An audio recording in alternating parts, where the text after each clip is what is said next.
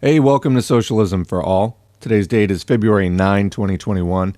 We're going to look at some current events, economic wise, in this video, and it's bad. Basically, it looks like the U.S. is going to head into a multi year slump for working people. Of course, Democrats ran on. Now, I'm sure no one listening to this recording trusts Democrats. I have to say, for me personally, I didn't trust Democrats. I didn't like Democrats. Their dishonesty is outpacing even my wildest predictions at this point. You know they're going to lie to you. It really used to be the case. They were a little bit better than the Republicans. Now, it almost looks like well, it's hard to say. They have divided up the evil so well between these two parties. It's like you can't form a coherent political identity either as a Democrat or as a Republican because they've taken some honest points and principles and values and then strewn each side with so much poison that it completely overwhelms any of the positive factors. But anyway, Democrats ran on $2,000 checks. They're now trying to say, oh no, the $600 that Trump gave you was a down payment. Yeah, no. But that's what they're trying to pull.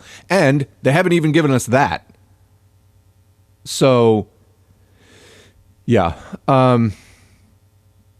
Let's go to a Forbes article. CBO, Congressional Budget Office, says, no, this is an interesting headline. And this is just for reference, dated February 1st. So it's about a week old.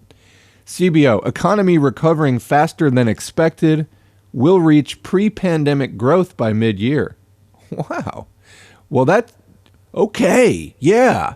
No. Let's read a little bit deeper. This is by Sarah Hansen, Forbes staff. The U.S. economy is improving more quickly than expected. Well, that doesn't mean much. From the ongoing coronavirus crisis. Note, ongoing crisis. Putting it on track, hasn't done it yet, to reach pre-pandemic growth levels by the middle of the year. But, and here is the big but,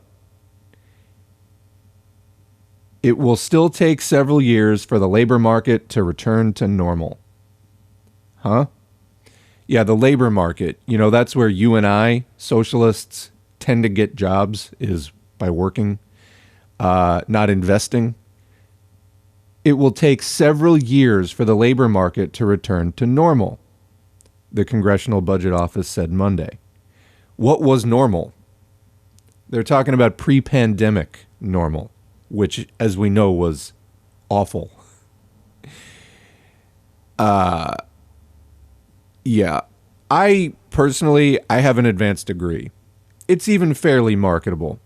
I have not been able to find an appropriate job in years.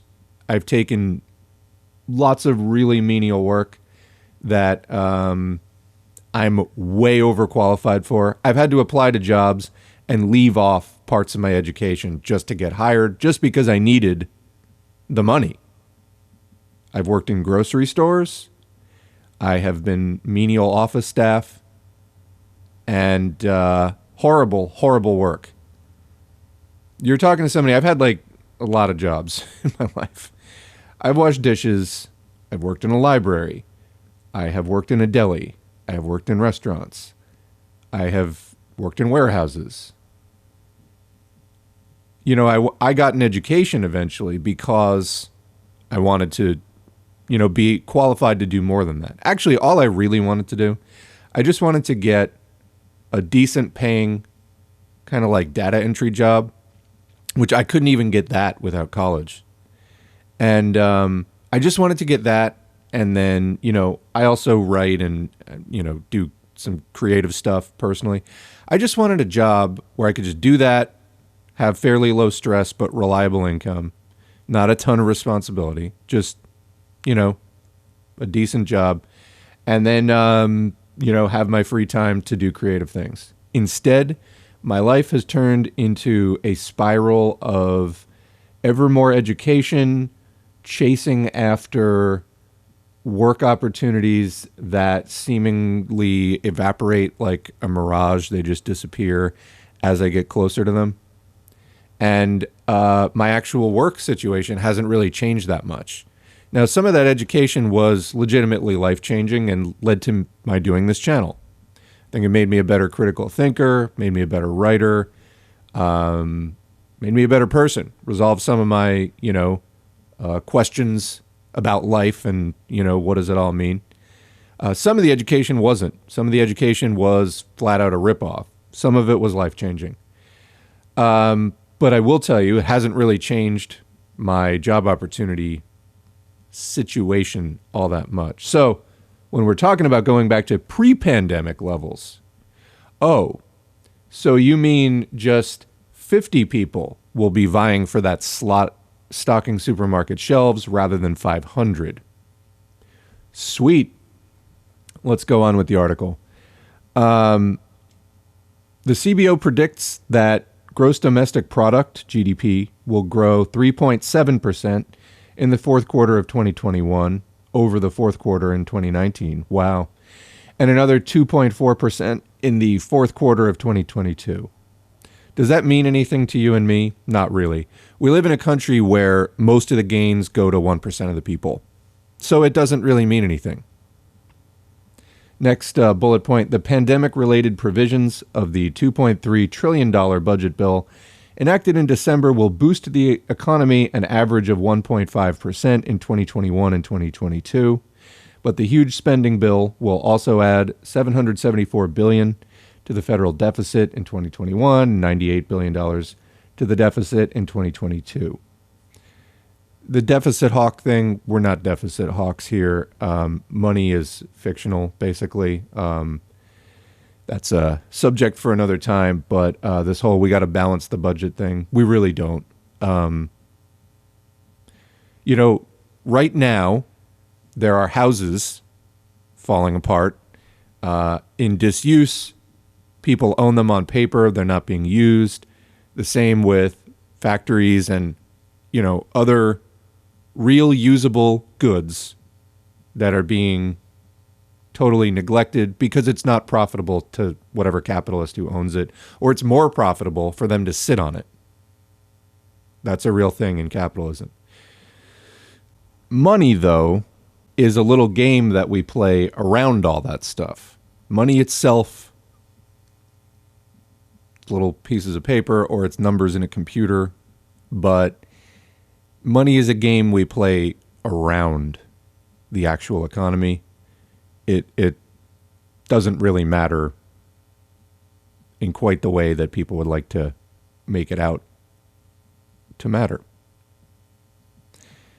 The agency also expects unemployment to fall to 5.3% by the end of the year.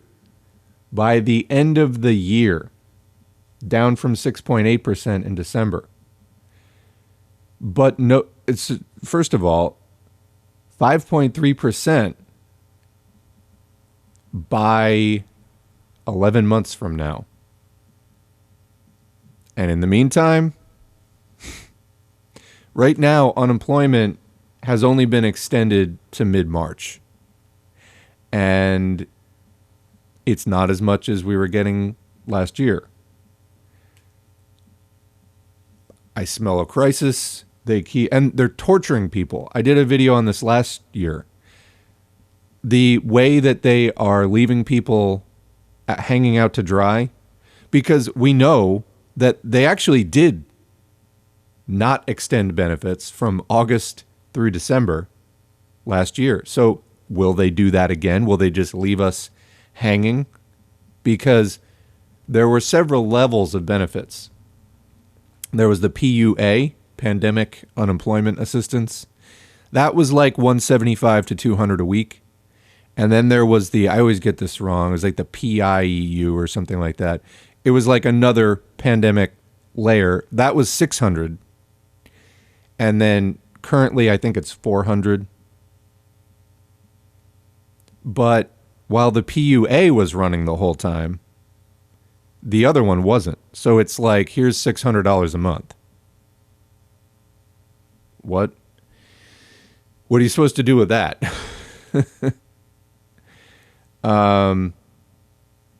We don't even know if they're going to renew the benefits past March. So they're talking about having an unemployment level between 5.3% and 6.5% from now through all of 2021. And there goes a year of your life just like that. They don't care. They don't care. All that time that you spent in your youth looking forward to adulthood, doing what you could do in school or, whatever it was you were good at, trying to lay down plans for a future. Yeah, how about you just wait all through 2020? How about you just wait all through 2021? How about you just put your life on pause because you're just not profitable to capitalists? How about you just put your life on indefinite hold and just rot? All right, so second half of that sentence.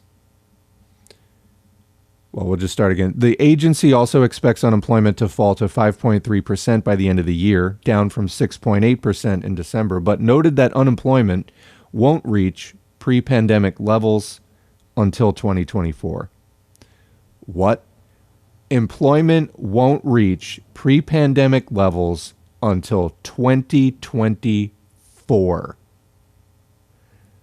Folks, you don't have to be a math whiz to know that's 3 years away.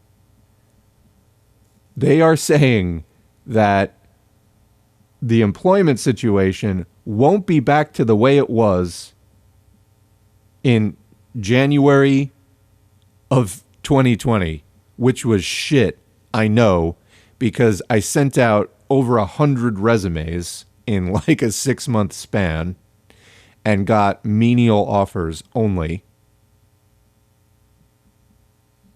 We won't be back to that for 3 fucking years.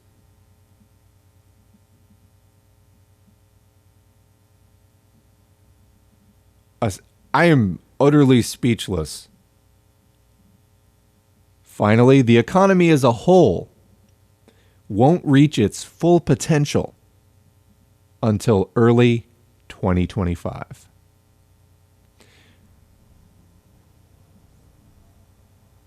My head is spinning. There's no plan. No one has a plan for us. They're going to let the economy fucking rot. Also, this is assuming, do you know how much shit can happen in like 3 or 4 years? Like, look at 2008 and then through the 2010s, there was a quote recovery that mostly went to the 1%. People's living standards have been falling, though. Working people, that's who we're concerned with here at Socialism for All, have been falling. There's a housing crisis, and we're going to talk about that in just a minute. Opportunities are shrinking. Homelessness is rapidly expanding. There's a job crisis and a housing crisis, on top of the existing medical crisis that people just aren't calling a crisis. But medical care, they have patched up a few of the holes, but there's basically a crisis there in terms of affordability. There's a fucking pandemic raging, and they're not even doing Medicare for all. You still have to like pay at the point of service and use this private insurance system that the U.S. has. Quoting the CBO currently projects a stronger economy than it did in July 2020. I sure fucking hope so. In large part because the downturn was not as severe as expected and because the first stage of the recovery took place sooner and was stronger than expected, the agency said in its Monday report. Now back to Forbes, what to watch for. Watch for whether the new numbers will have an impact on the ongoing stimulus debate in Washington, which they're just dragging their feet on. Biden's trying to be like, oh, we never said $2,000 checks. Like, bro, it was on billboards. You said $2,000. The CBO's projections are he said they would go out the door. It's February 9th. Where the fuck are they? Okay. The CBO's projections are based on legislation that has already passed, but do not account for any future rescue bills that may emerge in the coming weeks, potentially opening the door for the argument that the economy doesn't need as much support as previously thought, since the recovery has already surpassed expectations. That's what to watch for. Folks, we're already doing better than the capitalists who manage the economy thought. They're good with it.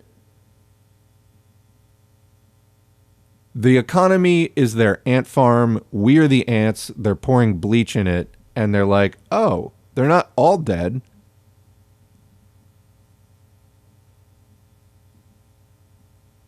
Just literally, if you've been thinking about leaving the United States and you have the means to do so, I, by all means, recommend getting the fuck out of the United States. Ultimately, capitalism is a global system, and if there is a major, severe, acute crash again, it will spread across the capitalist world. The United States, though, guaranteed will do the least for its working class in terms of like any kind of a support system. You will just get fucked. And with the housing crisis on top of everything else, it's like there's a real threat of ending up in a very dire situation that is very hard to come back from. Ending up homeless, it's very, very hard to come back from that. Let's put it this way, it's a lot easier to become homeless than it is to become housed again. All right, key background. President Biden, who has for weeks championed an aggressive $1.9 trillion stimulus plan, will meet on Monday with a group of 10 Senate Republicans about a $618 billion stimulus proposal they developed as an alternative. Oh, you have your plan? How about a third of that? They're in the fucking minority, and they're like, how about we cut your thing by 2/3? Which they say is too expensive.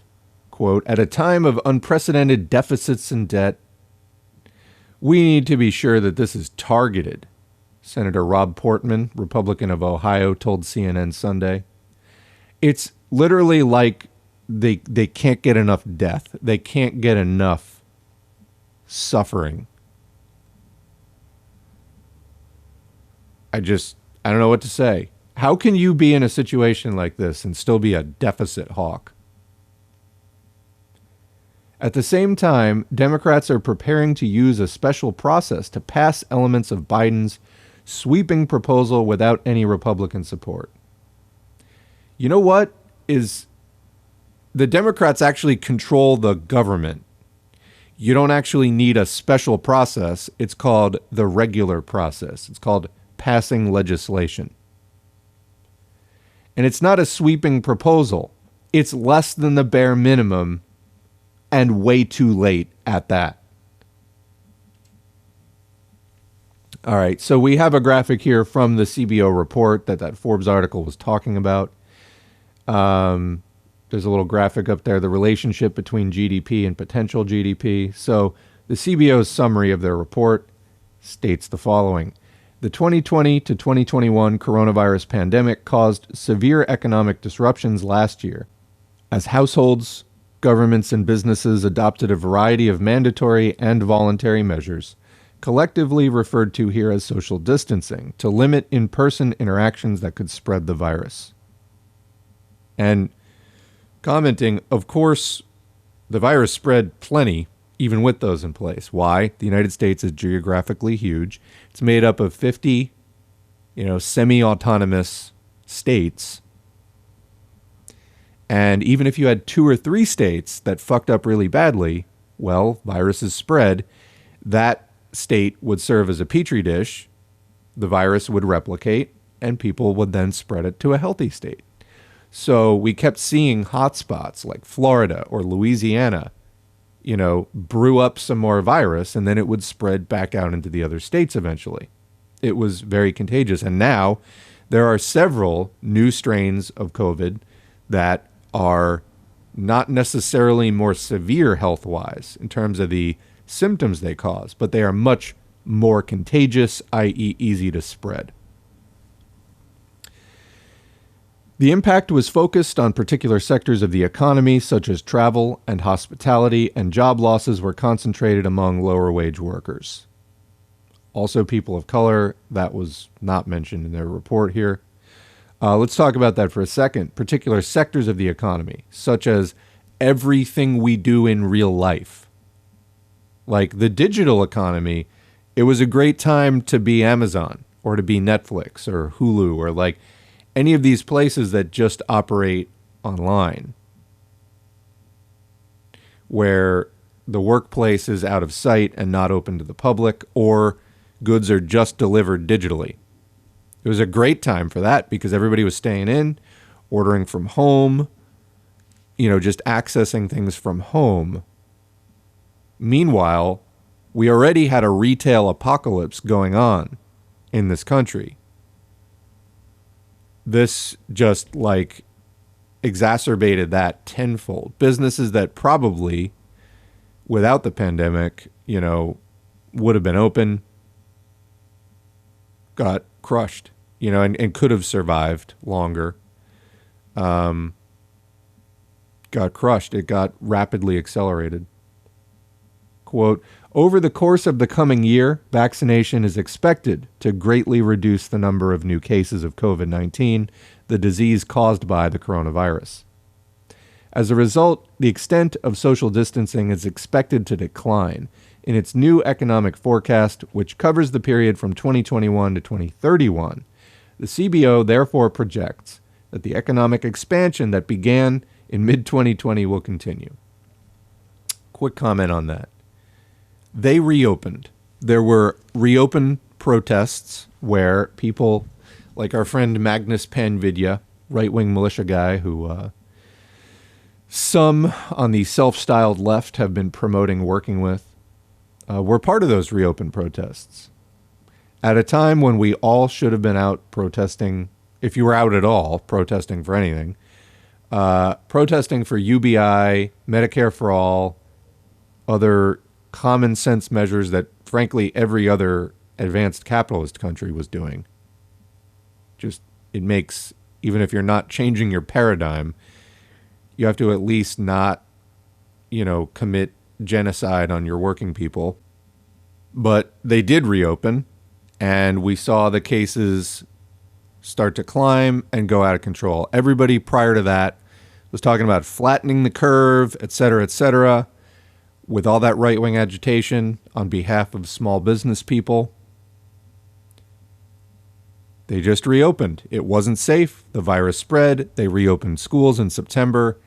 The virus spread more. And now we have this massive, I haven't even checked it in a while. Last I looked, it was still at 200,000 cases a day. I don't know what to say. It's like an utter failing on every level. So, quote, in its new economic forecast, which covers the period from 2021 to 2030, the CBO therefore projects that the economic expansion that began in mid-2020 will continue. Specifically, real inflation-adjusted gross domestic product is projected to return to its pre-pandemic level in mid-2021 and to surpass its potential, that is, its maximum sustainable level, in early 2025. In CBO's projections, the unemployment rate gradually declines through 2026, and the number of people employed returns to its pre-pandemic level in 2024. CBO is using this economic forecast as the basis for updating its budget projections for 2021 to 2031. The agency plans to release those budget projections later in February, and a more detailed report about this forecast later this winter. The forecast incorporates economic and other information available as of January 21, 2020, as well as estimates of the economic effects of all legislation, including pandemic-related legislation enacted up to that date. So they're talking about full pre-pandemic employment not coming back till 2024. What the fuck are we supposed to do between now and then? Can we admit that this system is not working? Please, for the love of God, it's not working at all.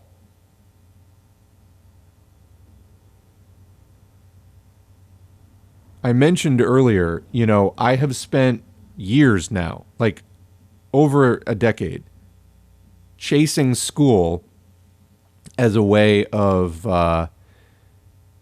trying to expand employment opportunities. They're just not there. They're in too few numbers. There's nowhere to work. You can start your own business, but you have a 50% chance of failing in the first 2 years. And you can come away from that with a lot of debt. I know somebody that opened a shop near me, and we were talking, and it was their dream to do that, and they're good at what they do, and it's a great place. They're $60,000 in debt just on the business, and now that was a couple of years ago. Now they're completely fucked. So yeah, be a job creator or whatever. Honestly, if you don't have a rich family, it's not really like a thing. And then you can try it, but odds are 50% that it's going to fail and possibly ruin you economically in the process. So now with all the, post-pandemic, I can't tell you how many restaurants have closed around me, and where are you supposed to work? I mean, I don't know exactly how they made these projections, but they're talking about over a 3-year span, gradually going back. Making that kind of a projection in an economy as unstable as this one, let's just say I don't have a ton of confidence that it will even meet that level. So we're facing a cutthroat labor market with bad jobs that don't pay well. Plan accordingly, folks. So here's our second piece of information for this video here. U.S. News and World Report, Housing Market Expectations in 2021. The coronavirus pandemic that took over much of 2020 led to some unexpected outcomes in the housing market. First of all, housing shouldn't be a market. We should not treat housing as a commodity. What is happening in housing is prices are going up, up, up, way faster than wages, and housing is just exceeding people's ability to pay for it, period. I personally have wanted to move out of where I'm living for about 4+ years. Every time that I have looked at places I would like to move, and I've been flexible on that, there's just nothing. I mean, here, how about a vacant lot for $250,000? No. How about no? Rent also has gone up at least 50% over the last decade. Wages haven't. If you go back to housing prices in, say, the 90s, houses that were $60,000 then are like $300,000, $400,000 now. Have wages gone up that much? No, they haven't, because it's not like people who were making $50,000 a year then are now making $250,000 or $200,000 now. Like, generally, salaries have only gone up a small percentage. Housing is completely unaffordable. Why? They're not building enough. They fall short every single year of building enough housing for demand in that year. So just cumulatively, you get a bigger and bigger deficit every year in terms of need for housing versus supply of housing. Also, people are, we have experienced a growth of millionaires. I mentioned before that most of the air quotes recovery from 2008 went to the 1%, went to a small percentage of people. Well, those people have more money than they know what to do with. And if you're a, quote, real estate investor, what people have been doing is buying up affordable houses that working people might, buy a house, needs a little bit of work, and they would maybe put a little work into it every other year as they could afford it, kind of a thing. They're snapping up these cheap houses, sometimes putting work into them, sometimes not so much, and then selling them for double the price. I mean, literally double the price. I saw that last year at the beginning of the pandemic, quote, motivated sellers, people who, maybe lost their job, had debts to pay, whatever, they were selling their houses, sometimes for very cheap. And I saw houses, get sold at $100,000 and then get resold 6 months later at $200,000. Did the house magically gain $100,000 in value? No. But people are literally hoarding houses. That's real estate investing. They're hoarding housing for a living. Yeah, sometimes they do a few improvements. But if the net result of this is you're buying up affordable property, housing, and you are then dramatically increasing the price of it, whether or not you're adding value to it, you have just really raised the floor to a point where a lot of people just can't buy in. And so they're stuck in the housing that they have, that maybe it's too small to start a family, whatever it is no longer suitable. As I mentioned, I've been wanting to move for like 4+ years personally, and there's nowhere to go. There's nowhere to go. I mean, it's like I had an okay situation, my current situation, for what I was doing, 5 or more years ago, and it's no longer suitable for a number of reasons. It's okay. I'd rather this than homeless, but like, why is that the choice I'm making? It used to be, and I'm not talking about some mythical golden age. I'm talking about 10 years ago. If you felt like moving, you would move for the most part. Yeah, there would be some cities like, I don't know why anyone would move to like San Francisco, for example. That's outrageously expensive, but there's plenty of places. It's like if you wanted to move, you could just find an apartment and move, and that's just no longer the case. It's like we're going into this bunker mentality of like, find something and just hang on to it with all your might, because they're expecting that housing prices, despite the fact we're in a pandemic and the labor market isn't going to fully, quote, recover to pre-pandemic levels for like 3 or 4 years, housing prices are going to go up 8% this year, they're saying. Now, again, whether any of these predictions are worth 2 shits remains to be seen in this unstable of an economy. But that's what they're predicting. And the people writing these articles couldn't be happier about it. Meanwhile, for the rest of us stuck in overpriced apartments, it's terrible. I mean, a lot of these minimum wage increases that are being passed, first of all, are way overdue. Like in Florida, they just voted for $15 an hour. Biden's been talking about $15 an hour. Whether he does it or not is an entirely separate question. That's not even remotely close. We need minimum 20, more like 25. You You can't live in this world. It's amazing to me that this even needs to be said.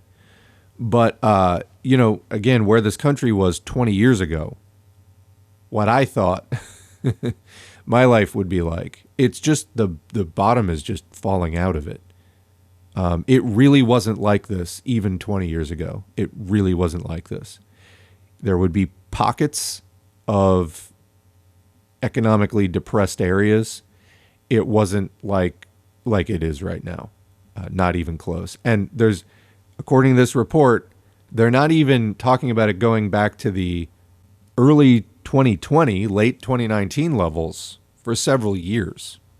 Again, what are we supposed to do in the meantime? Where's the aid? Where is the stimulus? And is most of it going to go to the 1% again? I mean, that's the general flow of the economy.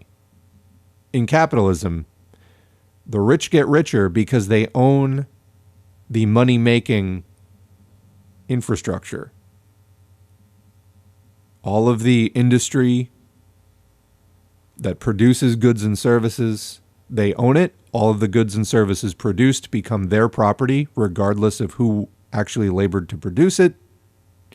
It all becomes the legal property of the owners of that workplace, and they just keep it. That's the natural flow of this economy. For a while, we had social democracy in the mid-20th century, 30s to like the late 70s, where industry was still privately owned, but there were a lot of regulations on what capitalists could do with that industry. Since the 80s, they've been undoing those regulations as fast as possible. And in fact, the regulations were only there as a response to the threat of socialism. They had to compete with the socialist countries, which were proving far more stable and appealing to workers in many cases. The United States, of course, passed the New Deal as a result of intense struggles. The coal wars, for example, of the 1920s were, the labor struggle had turned into a shooting war in Appalachia. So, that's how we got social democracy. It's a lot of nitwit commentator, like Kyle Kalinske, people like that, think we can just go back to social democracy. In college, I had a self-styled Marxist economics teacher, taught labor studies. And he was like, somebody asked a question at one point, well, what do we do? And he's like, well, we could go back to what we were doing right before neoliberalism in the 70s. And I'm just like, literally the entire political process, and I don't just mean the elected, governmental process, but the entire process of political struggle, agitation, etc. That professor knew, he taught labor history. The entire struggle that led into even the New Deal reforms as a bone being thrown to shut up the labor movement, basically. I mean, you're not going to get that stuff again without that struggle, let alone, the revolutionary socialism of, say, the USSR existing as a implicit threat to the capitalist West. So, that's not coming back. Bernie Sanders, I would say Bernie Sanders was kind of the embodiment, the representation, the avatar of that idea of like, we can just go back to social democracy. We can go back to the 70s. That was like basically the Bernie Sanders thing, was like, let's just go back to the 70s. Let's just abandon neoliberalism, libertarianism, defund, deregulate, privatize. Let's abandon that and we'll go back to regulated capitalism. Well, no, you won't. Not that it would be the worst thing in the world. It would be better than this, especially accompanied by an effective anti-war, anti-imperialist movement, because social democracy is still imperialism. To go back to social democracy at home and to shut down the wars at home, we would have to keep moving into socialism because capitalism ultimately is imperialism at an advanced stage. So this would need to be part of an overall move towards socialism, which, or you wouldn't even be able to sustain the social democratic programs and the private ownership of industry, which needs to seek profit, et cetera, and it needs to do that aggressively at a certain point. It needs to keep expanding by force as needed, and to keep exploiting by force, militarily conquering other areas. But, Bernie Sanders called himself a democratic socialist. I mean, starting with, if you look at PSL's platform or the Green Party's platform, it was similar to Bernie's, a little more robust than Bernie's. But the idea is we start with some major social democratic reforms for working people here now. We couple it with anti-imperialism. We put, more and more strides towards subduing the bourgeoisie. And at some point, you've got to take the revolutionary turn of completely removing industry from their hands. And then, keeping them subdued. But the kind of struggle that is going to take, it's not going to be by political revolution, as Bernie Sanders suggested. There is going to have to be so much. It's going to be almost completely, I think, outside of normal governmental channels. Anyway, let's get back to the article. We're stranded. I guess that's the point I'm trying to make here. The biggest movement that has coalesced right now is the let's go back to the 70s movement, as embodied by Bernie Sanders and the other social democrats. This is the last time we had robust social democracy. They want to just go back. Well, again, I say to them, look at the 1900s, 19-teens, 1920s, because that's how you got the New Deal. And even the New Deal was intended to just shut us up rather than actually giving us what we wanted. That's how you got it. If you want to go back to that, you're talking about decades of protracted struggle that the capitalists will make violent. You look at something. I posted a video on the channel called Psy-War documentary a little while ago. That's basically a documentary about the public relations industry. And a key point, the birth of the public relations industry, very key, was the Ludlow massacre. That was when the Rockefellers had striking mine workers shot en masse. They machine gunned their tent city. It's an ugly process, even getting to that level of change. So we're not going to get it just through memes or something like that. Yes, you can rouse workers to the concepts that way, but actually getting it is an entirely a process above and beyond that. It's not just education. It's organizing and then participating in effective actions once you are organized. Agitating, drawing out the complaint is step one. Educating is step two. Third is organizing, and that's really where everything starts happening. We're still kind of on the first two stages right now. But look at this. We're stranded. We have no plan.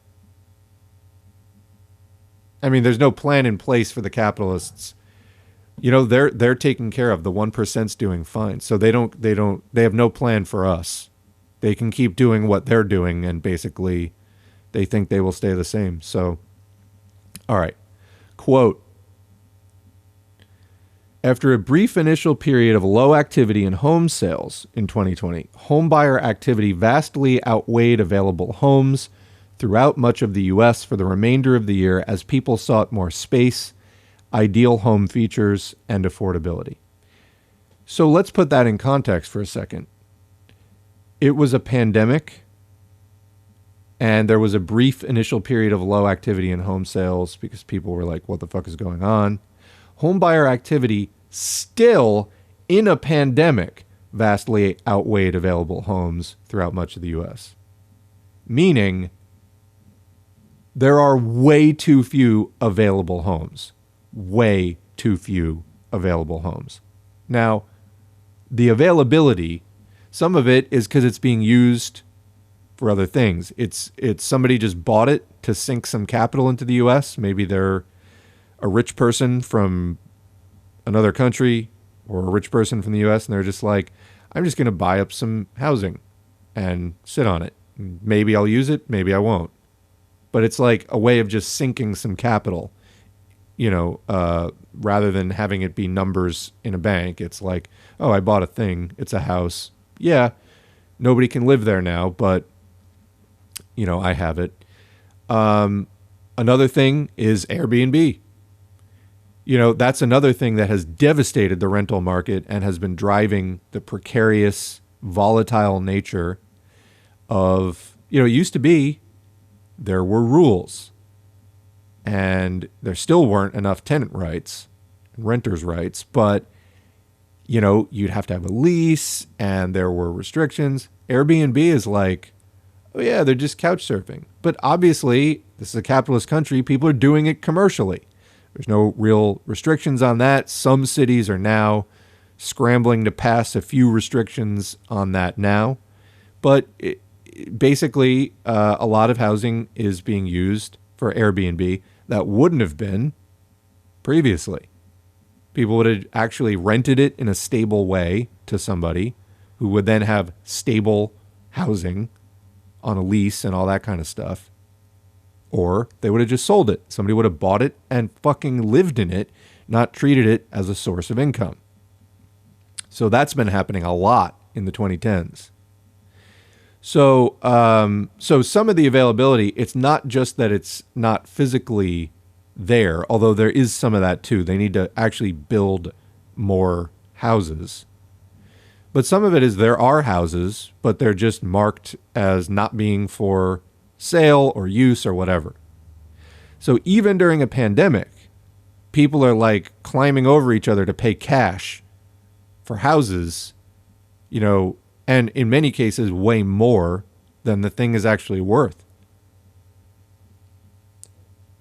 Quote, now with the promise of widespread access to COVID-19 vaccines on the horizon, extended time at home is shaping how people live every day, as well as what they want from their home and where they want to live well beyond the pandemic. In 2021, here are a few trends shaping up for the housing market.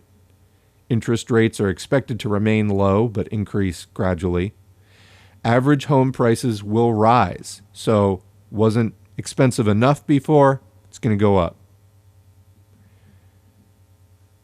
Again, that just locks more people out of the possibility of owning a house, which for many people is the only real kind of equity you can build up. If you pay rent, your rent just goes to somebody else every month. They keep it, and, whatever that property is worth that you're renting, they keep the value. You don't have any legal title to that. You have no ownership in it in most cases, unless it's a housing co-op or something.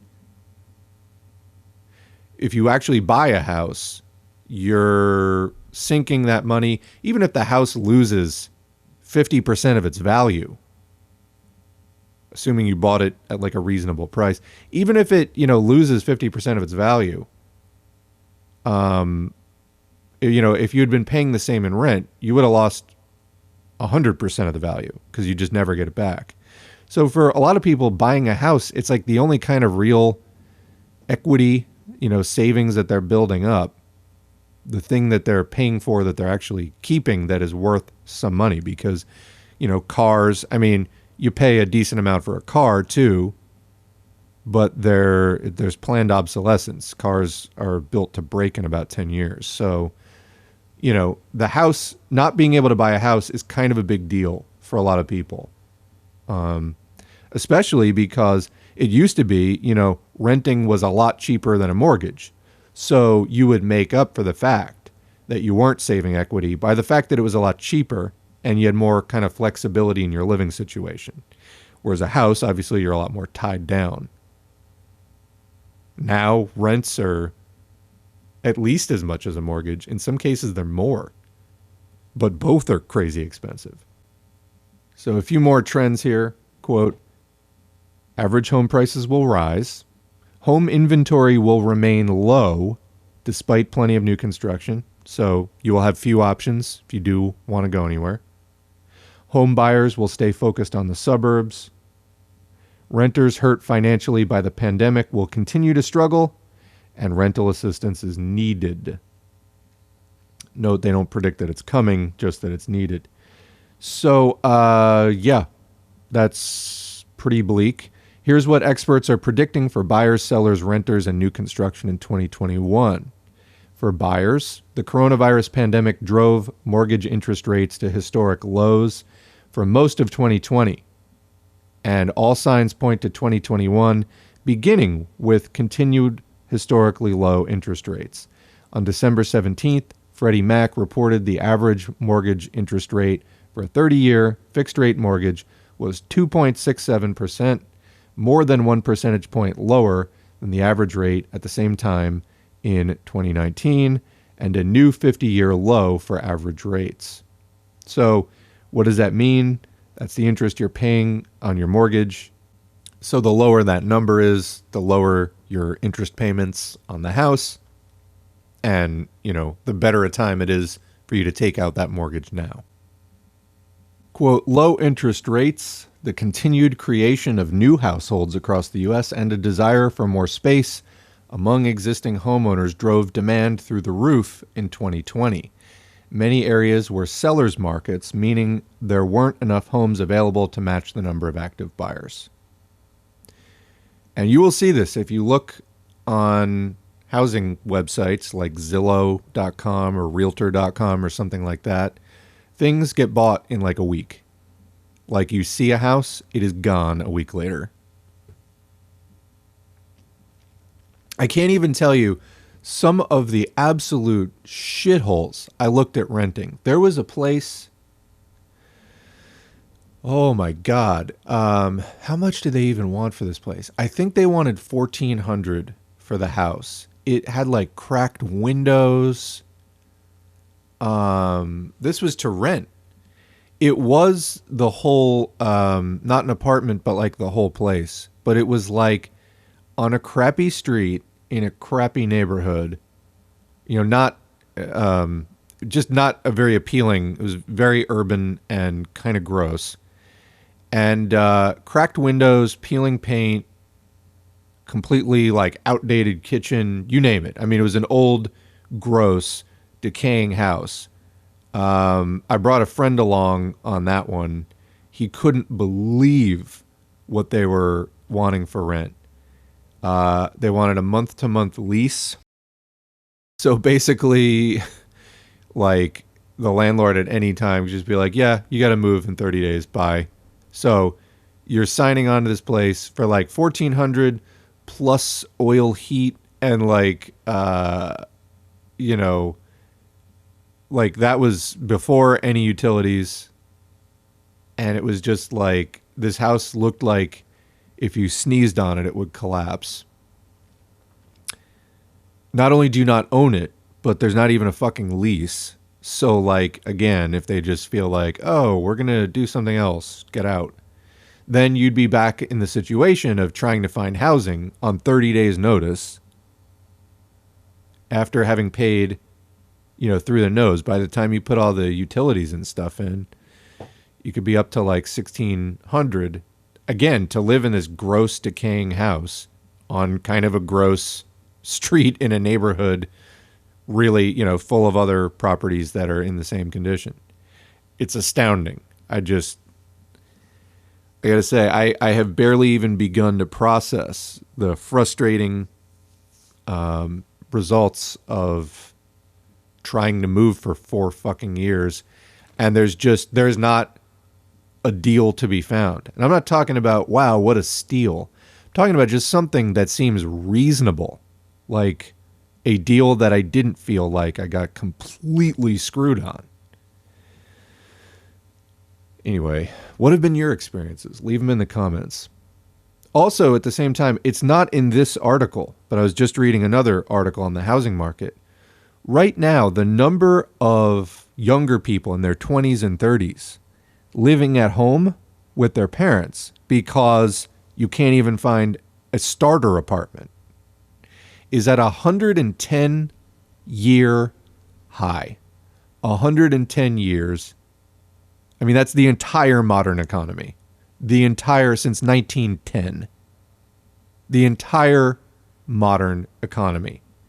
We're at a point where young people, children are being born, and they are unable to become adults. And don't give me this cultural thing about, oh, people tend to live with their parents for longer. Yeah, but not in the United States. That's not the cultural norm for us. It's being driven entirely by economics. It doesn't need to be that way. No one wants to live with their parents that late. Are you kidding me? Seriously.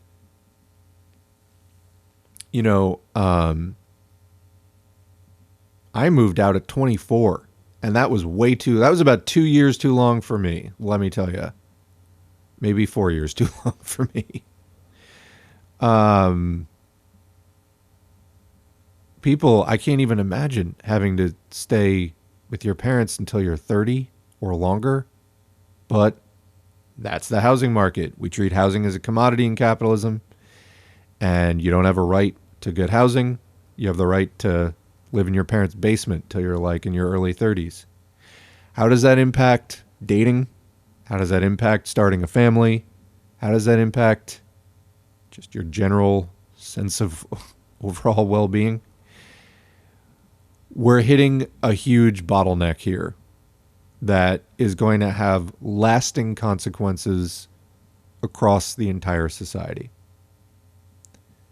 Getting a little doomy today, but honestly, I do a lot of agitating and organizing here.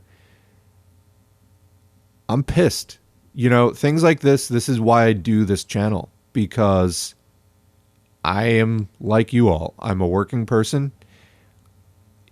I don't have access to unlimited money, and I am very, very much restricted by the options the capitalists hand down from up on high.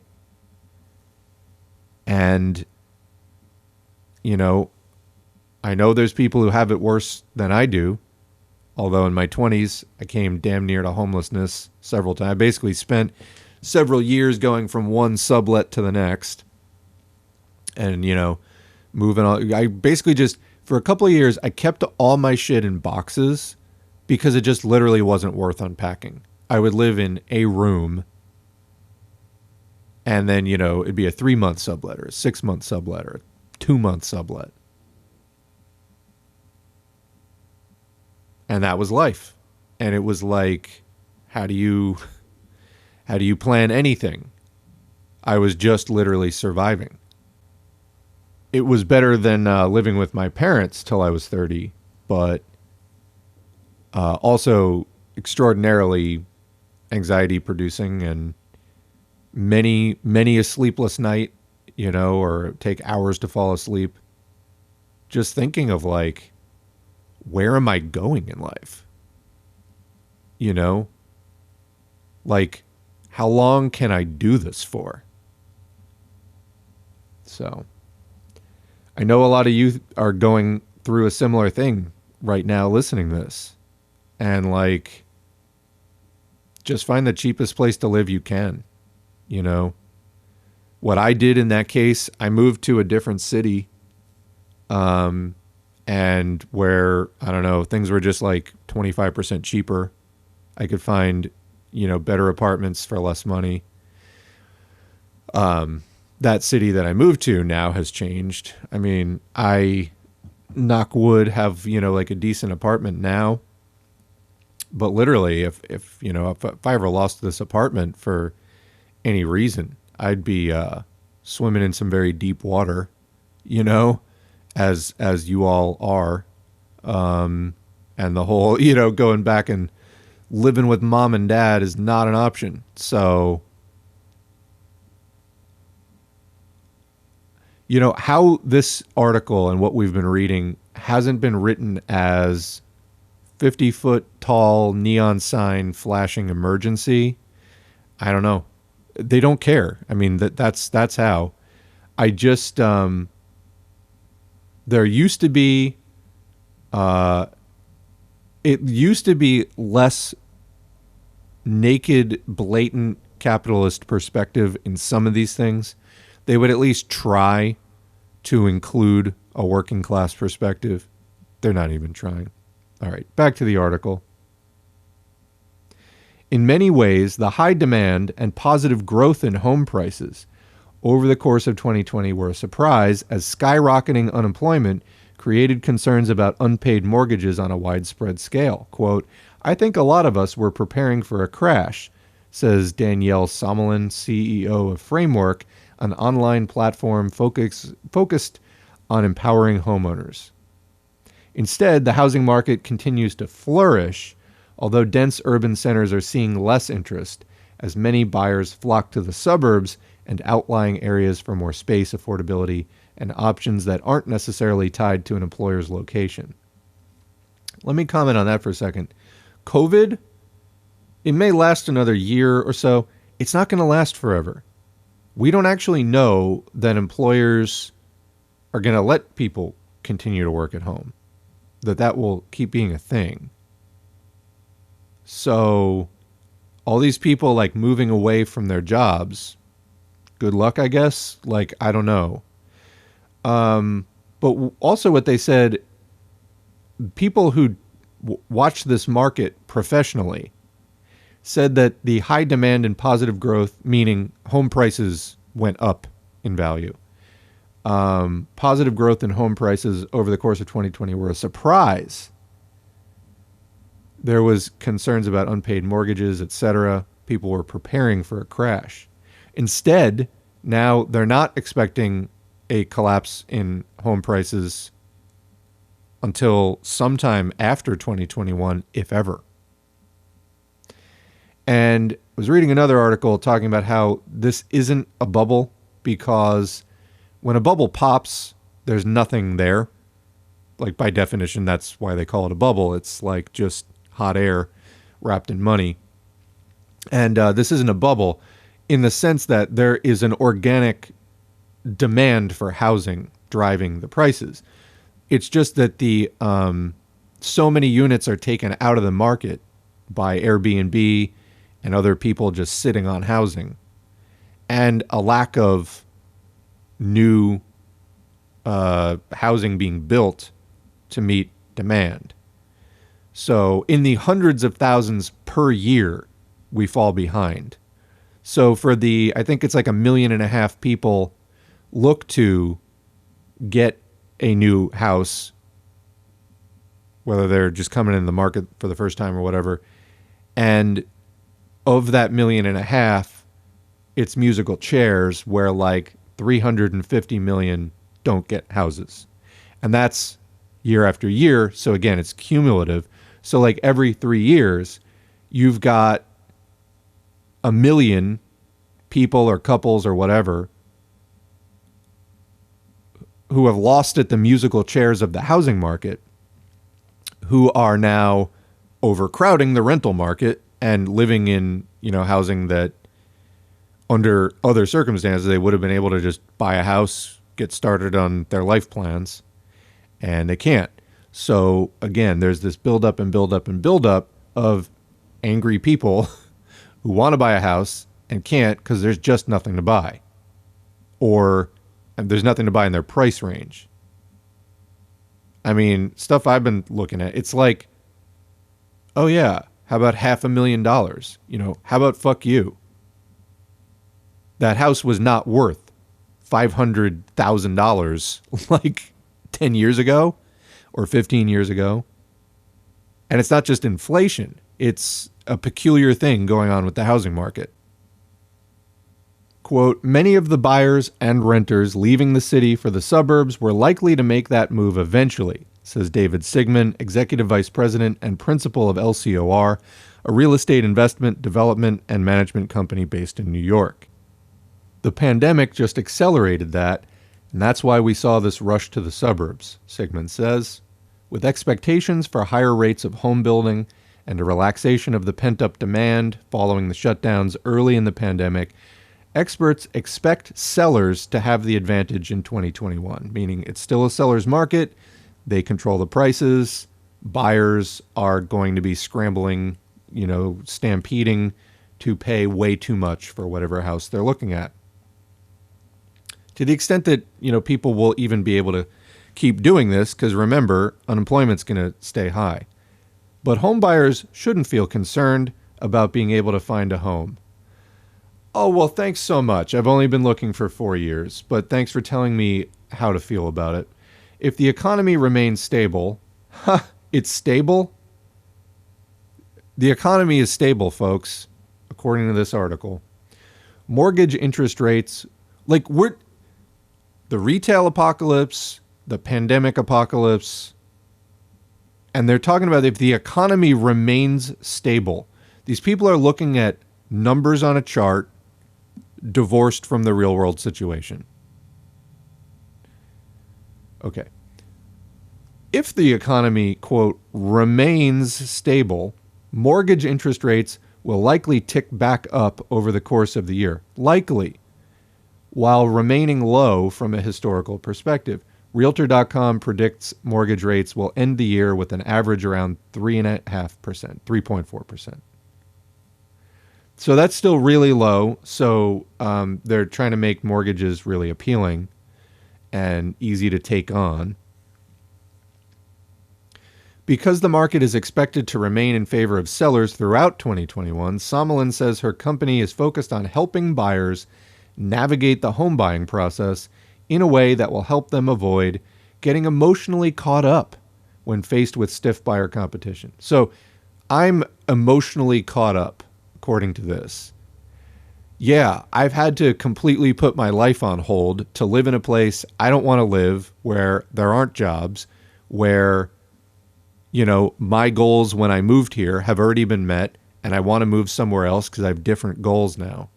But I'm caught up because I'm pissing my life away living in a place that offers me nothing. I'm caught up. For buyers who are still worried about job stability, holding off on a home purchase may be the right move. However, lenders have proven through the course of the pandemic that they are willing to work with borrowers facing unemployment or expensive medical bills, which shouldn't be a thing, in order to avoid a future foreclosure crisis. Quote, no one wants people to suffer. Come on. And everyone wants people to take up the options that are available to them. Foreclosure is expensive to the lender, Somelin says. So yeah, even lenders don't want foreclosures. Blah, blah, blah, blah, blah. I'm going to read that again. For buyers who are still worried about job stability. Yeah, that would be rational, considering that we just read an article that said the labor market is going to stay this bad through 2024, or at least to 2024. So for at least the next 3 years. And then even then, it's going to be back at the shitty level it was at a year ago. So that would be very rational. And again, that's 3 years. A lot can happen in 3 years. And the overall trend we've been seeing over the last 20 years is down, down, down, bad, bad, worse. Throw in another economic crash. Throw in another Lehman Brothers. Throw in another one of that. Forget about it. Forget about it. You can't even... What's there to talk about at that point? For buyers who are still worried about job stability, holding off on a home purchase may be the right move. However, lenders have proven through the course of the pandemic that they are willing to work with borrowers facing unemployment or expensive medical bills in order to avoid a future foreclosure crisis. Can I get that in writing? They have proven that they're willing to, because they're just good people, I guess. No, because it's kind of expensive to them. It's kind of a hassle. Well, look, we need to decommodify housing. We need to take mortgages out of the profit sector. We need to nationalize the entire mortgage process, cut out the middleman, just like we're trying to do with medical insurance. We need to take out the for-profit parasites in the middle of that. Same thing with mortgages. We need to do that. We need to make housing an actual right, not a commodity. You need to offer mortgages at 0% or very close to it. You need to put restrictions on not treating housing like an investment, not just snatching up housing and then holding it for fucking ransom, which is what people are doing now. Need to greatly regulate things like Airbnb, which, oh yeah, it's a couch surfing app. No, it's just another way to subvert rental laws. Like, it's a way to be a landlord without legally being a landlord, yet still make landlord type money.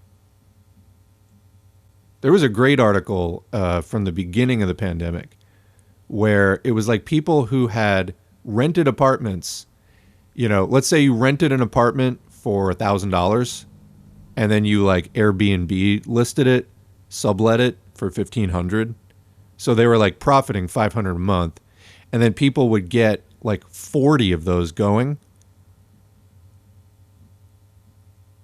So they'd be making like money hand over fist.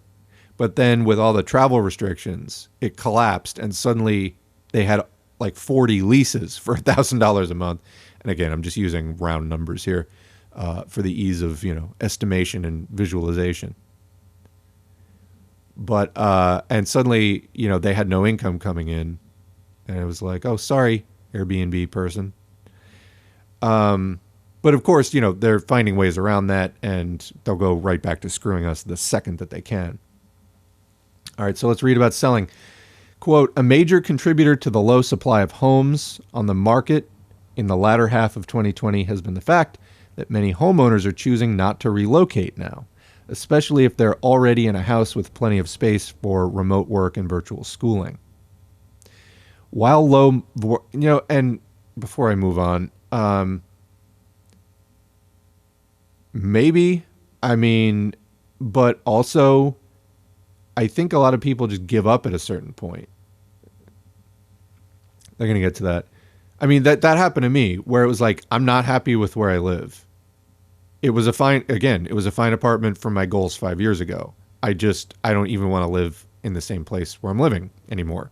It, again, currently in my life, does not match my needs.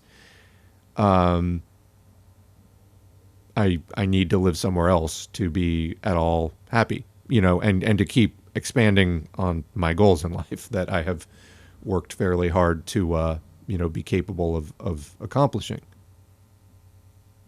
But after, you know, going out on apartment hunts in other areas, I would come back to my apartment and just be like, it might not be great, but it was better than that, which was very surprising to me, in fact, because when I started this whole process, I was like so ready to be done.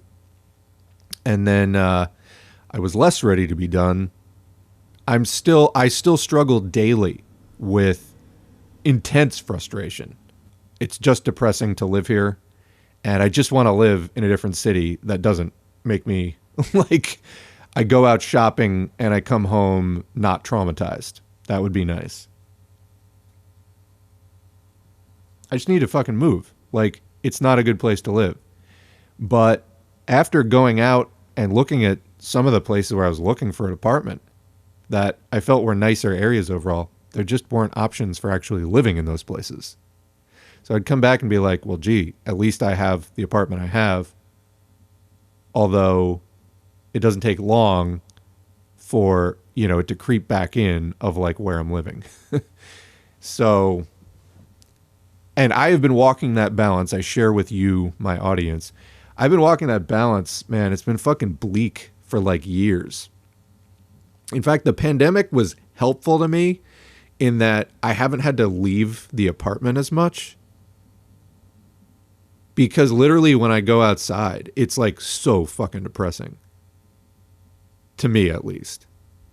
I'm so ready to be done with like the area I live in that like staying indoors for like a week at a time was actually helping me, you know, just cope.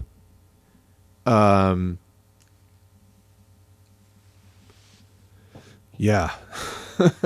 It's bad when it's at that point. But, you know, prior to the pandemic, it would be like I'd get a job And I'd be like, all right, I can make rent. And like within several weeks of working, I would just be like, oh my God, I have to fucking leave. I have to move to a different area. I have to move to a different area. Cause it would start getting to me within like days, basically. And by a few weeks in, I'd be like every weekend, just like, I have to get out of here. I have to get out of here. And this has been going on for me for like years now. And like, but I can't find somewhere else to move unless you want to move to like a literal fucking closet and still pay, you know, over $1,000 a month for it. Anyway, it's fucking insane. Quote, while low mortgage interest rates can be an incentive to buy a new home now, they're also an incentive for people to refinance and stay in their current home longer. Quote, making mortgage money so inexpensive contributes to the why move perspective, says Mark Fleming, chief economist for title insurance company First American Financial Corporation. So this is part of it, the stagnation. You know, I was talking about how, you know, renting 10 years ago even, it was just like, all right, I'm sick of where I live. I'm going to move somewhere else. Found an apartment, done. You know, trends of rent may have been going up, but it was like there was still plenty of places that were affordable. You could just find somewhere, get it done, do it, move, done. And hey, you got a new set of options, new people to meet, you know, new scene to explore in a new town, whatever. And it was done. Now it's like people want to move for whatever, you know, organically developed reasons that they have to want to move. And they're just kind of being forced to stay in place. That's not good for the overall economy in the sense of you get people doing that. They're settling for less than what they want, like in some cases dramatically less. That's going to impact people's creativity, productivity, just general contentment. I mean, let's say, for example, you're living in a place where you don't really want to live anymore. Are you going to start a new business there? Unless you're running it out of your house, probably not. If you're already thinking about not living there, why would you get attached to a commercial lease?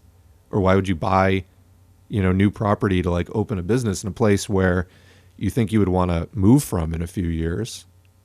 It's another face of the economic stagnation setting in, where if people really were free to do what they wanted,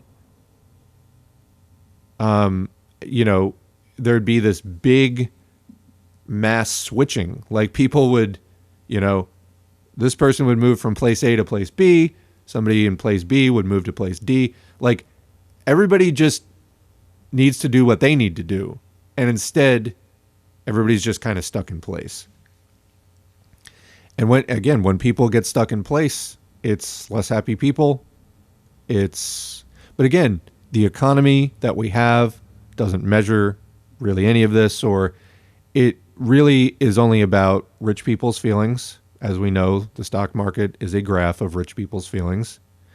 And as long as they're doing well, the rest of us can suck it. And that's what they're telling us to do. It's like, shut up, stay where you are, or pay through the nose for something that you probably can't afford. And even if you can afford it, definitely isn't worth what you're paying.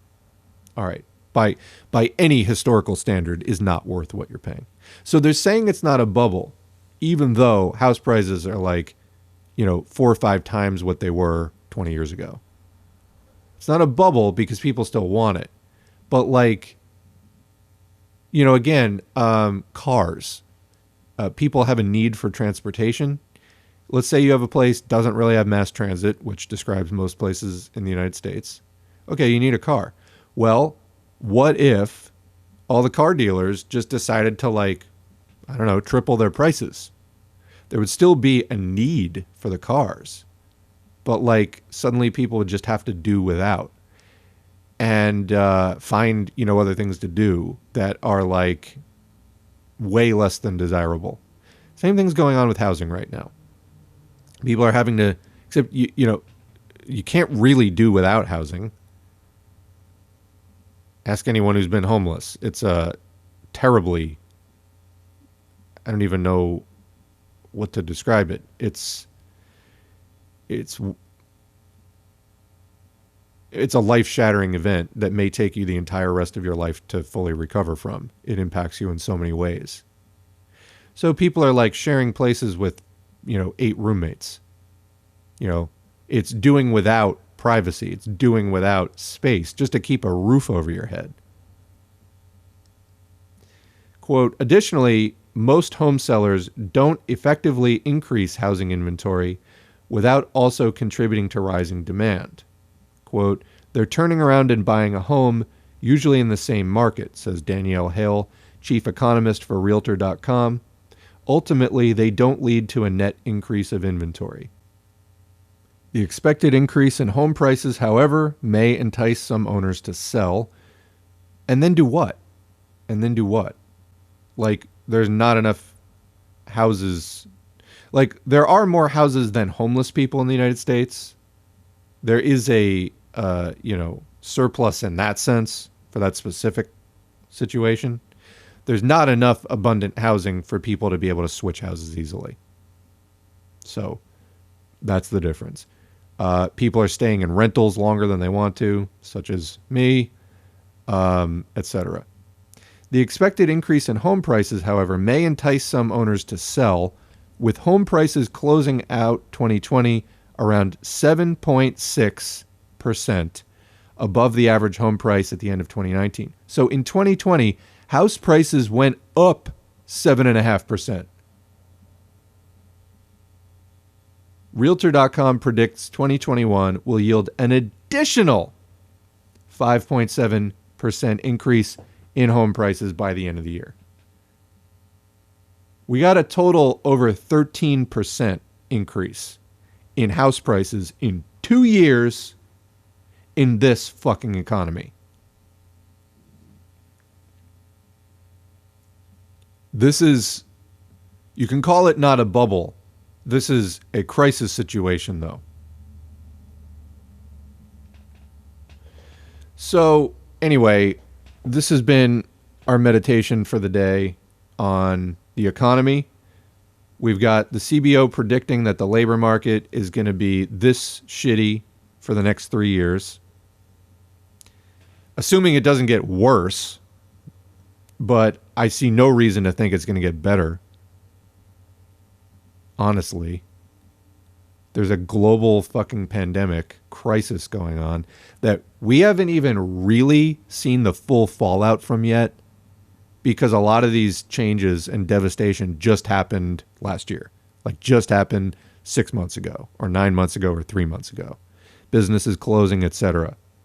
They're still doing the pandemic aid. So, people who are unemployed aren't as 100% desperate to like take any job. But if that aid money runs out, if they don't refund it, I mean, which they could, it's not like it's going to run out in an absolute sense. They could authorize more funds at any time, no matter what. If they decide to cut that off, you're going to have an absolute crisis. I mean, my mind boggles trying to contemplate how bad that would be. So labor market's going to be this bad for 3 years, according to their predictions. And then it'll only be as bad as it was right before the pandemic, which was also awful. And the housing market, house prices are supposed to keep going up, up, up. So basically, if you're a working person in the United States, this is a terrible economy. If you're a 1%er, you're doing great. Literally, they have all the money. That's why this is happening to the rest of us. Like, they may be able to print as much money as they want, but money ultimately at any particular point in time is finite. So if someone has 99% of the money, that means that there's only 1% of the money left to be shared amongst everyone else as a trading medium and, the other functions of money. You just, no one, there's not money for everyone else. So that's where we're at. And I think it's a crisis. Sure, you think it's a crisis. We're starting 2021 on an extremely concerning note to me. Democrats now trying to pretend even that the $2,000 stimulus check was a $1,400 stimulus check. Even that is like a drop in the bucket. And they're trying to backpedal even on that. Well, we're going to call it there. Got more commentary coming up for you, more audiobooks as usual. We're going to stay close to doing a video a day here on the channel through February and have some interesting stuff lined up for this month. But I had to step back for a few days just recently and, just deal with some personal things. Had to take a few days off of S4A. And seriously, folks, like, this is looking bad, and I can't even find a way to, like, spin, well, at least we could do this. I really don't see it. I think we're in for a very rough ride if these are their best projections. So we'll see what happens. All I can say is that this economy is full of surprises. There's a lot of bumps in the road. Nobody really saw the pandemic coming, at least in the exact form and time that it did. So there's always the kind of glitch factor. There's always the whammy, the chance factor. But what we're seeing is a lack of even structural reforms being proposed under the Biden administration. And every economic indicator for working people being pretty bad. Do you know of something I overlooked? Let me know in the comments, and we'll continue the discussion. Thanks for listening. And that's the video. Thanks to our current patrons whose names are on the screen. If you'd like to get your name on the screen or just support us financially, you can go to patreon.com/socialismforall and sign up for a monthly donation. You can also follow us at facebook.com/socialism4all. Used to have a page at FOR all, and it got throttled to death by Zuck. Here on YouTube, please click the like button, subscribe button, and the notifications bell. Please leave a comment if you can, and please share our video wherever you're online, your Twitter feed, your Discord servers, Reddit subs, etc. All of that helps more people to see this content, whether it's in the YouTube algorithm or just posting it on other sites. All of that's helpful. All of you out there supporting and promoting this content makes it all go that much more smoothly. We need to end capitalism, normalize talking about socialism today, and it's really kind of our only hope for a better tomorrow. Thanks for all you do, and we will catch you in the next video.